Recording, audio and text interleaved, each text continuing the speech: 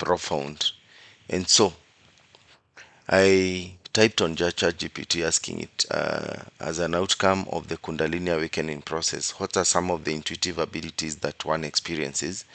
And this is in the context of discussing the outcomes of the Kundalini awakening process, because the John, as you're describing intuition and the intuitive abilities that one gains from these processes of meditation, yoga, and so forth, you must understand that when Buddhist masters and yogis talked about these things, they had little to do with gaining psychic abilities. Psychic abilities have never been an emphasis of any straightforward teacher of wisdom. The emphasis is in transforming your being. Okay? And I will read what ChatGPT says. And I will start. I like reading from it so that I am not biased with my knowledge. Okay? So that it is a universal concept that we are discussing. And I will read. When Kundalini awakens and purifies the channels of body and mind, it does not merely bring heat, visions, or bliss. It also opens intuitive capacities that lie dormant in ordinary consciousness.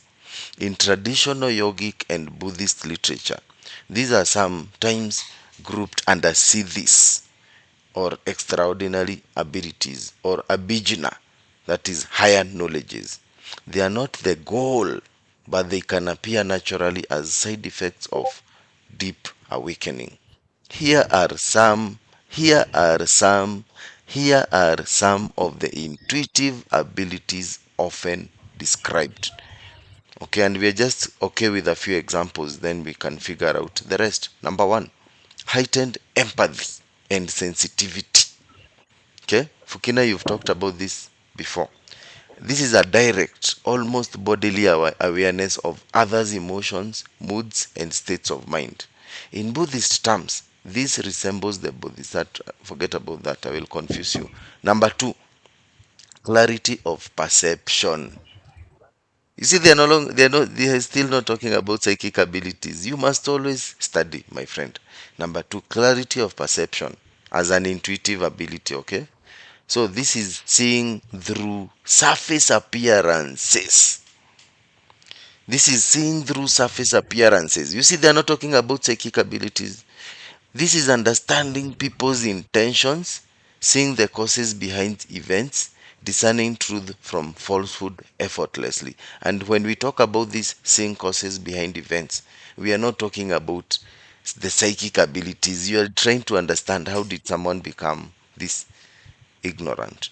I continue. The Dhammapada speaks of the seer of what is unseen, who perceives the arising and passing of things with sharp clarity. Number three, subtle energy awareness. This is perceiving flows of prana. Okay, and auras. fine, no worries. You can add that one may sense blockages in oneself or others, intuitively knowing what is in harmony and what is not. Okay, and when I'm educating people about these things, I'm talking about not just, when you have seen an aura in somebody, then what next? And I think there's someone who also asked that yesterday. So what I'm talking in the context of everything I say is that when you're sensing like blockages in this context, you're able to see, for example, the guy we are saying that had joined yesterday our chat. I'm able to see what is blocking his self realization. You see, I'm not interested in his auras, his chakras. That is just not important in the process of someone's awakening. But when I talk about Yeah, being able, blockages, no, mhm, let me finish, blockages is and being then you able come to to. read energies and It's okay. chakra blockages. Okay, it's okay. I can go on and then we can come back to the interpretation, because I come from a Mahayana background. Now, number four, intuitive knowing. Okay? And I want you to pay attention. Intuitive knowing, sudden flashes of understanding, insights that bypass reasoning. Okay?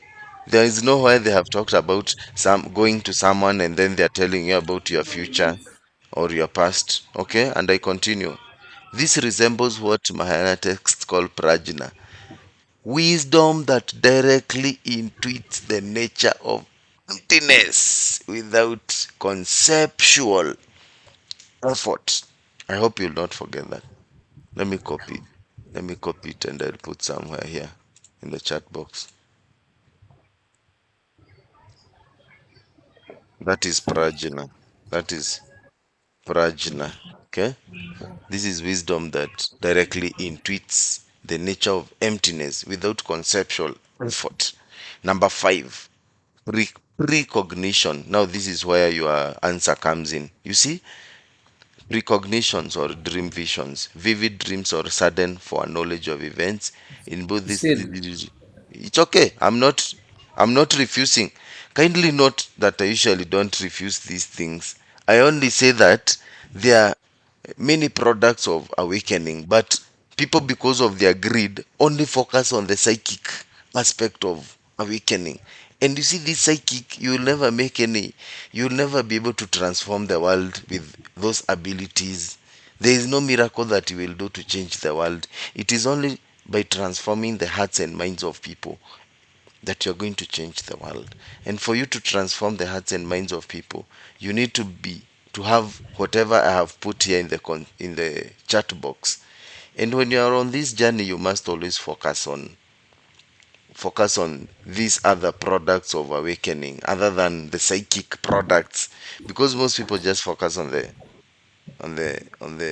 psychic side. And I will just read uh, two more.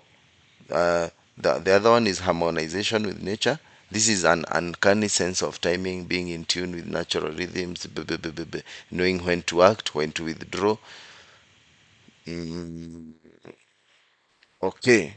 Number eight, inner guidance. A felt sense of being guided from within, blah, blah, blah, blah, whether through inner voice, symbolic visions, or direct impulses that carry certainty. The last but not least, and this is what is most important for me, expanded compassion. Not just feeling for others, but sensing the interconnectedness of all life so deeply that service arises spontaneously. This is parallel to the Bodhisattva vow. Action flows from awakened intuition, not calculation. You can go on now. You can tell me. That was okay. awesome.